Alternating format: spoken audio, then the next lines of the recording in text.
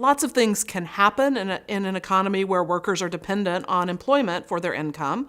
Firms grow and change, and so workers lose jobs that way. Sometimes workers aren't matched with the right firm, and so they transition jobs. And of course, sometimes there are health problems that make workers stop working. About a quarter of all stays in poverty in the U.S. start when someone's earned income just falls, often because of one of these economic events or economic shocks. By looking at what happens to individuals and families when they lose jobs or have some experience like this, we get a glimpse into what happens when income suddenly falls. My research tends to rely on large-scale longitudinal data, so surveys that have been done that have followed the same people over time, individuals, families, and gotten a wealth of information on their earnings, their characteristics, their background. We can see how the individual or the child is doing in a normal economic time where they're stably employed and have the resources they need.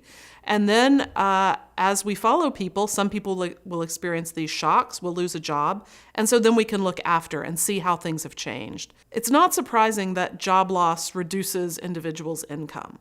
What's more surprising is that these income losses are really permanent. So it's not the case that you lose income, but then 6 months or a year or 2 years later, you're back to earning the same amount.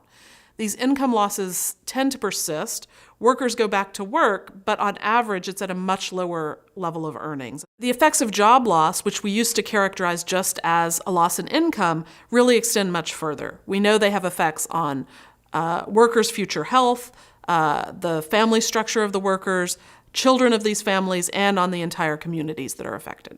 And now we understand a little bit of why, because the stress that comes with low and variable income has effects on everyone, and so kids exposed to that over the course of their lifetime, we've got to expect are not going to do as well as kids who have more protection or more stable or adequate income.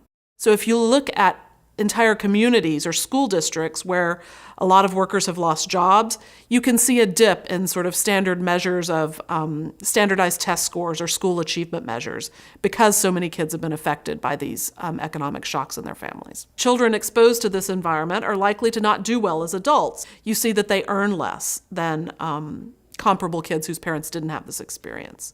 If we know that a middle-class family who loses income faces a whole host of difficulties in themselves and their children going into the next generation, then I think it's hard to think about chronic poverty and not expect that to have very long-term effects as well. If you look at workers who are near the bottom but still stably employed before a job loss happens, it's those workers who have especially severe effects. We know that workers with less education, lower earners, tend to have higher unemployment rates. It takes them longer to be reemployed.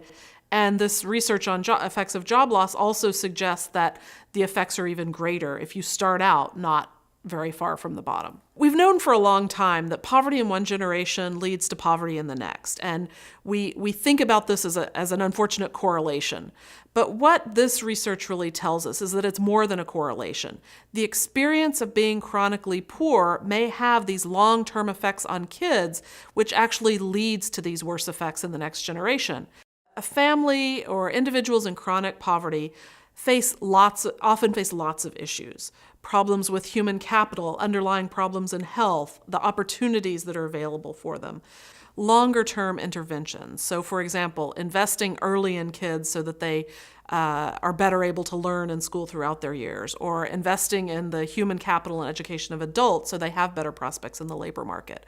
These are all important, but none of those long-term solutions reduce the need for short-term income supports. We think that programs like unemployment insurance, food stamps, other sorts of income transfers, earned income tax credit can provide more income to families, and having less income variability can be really important.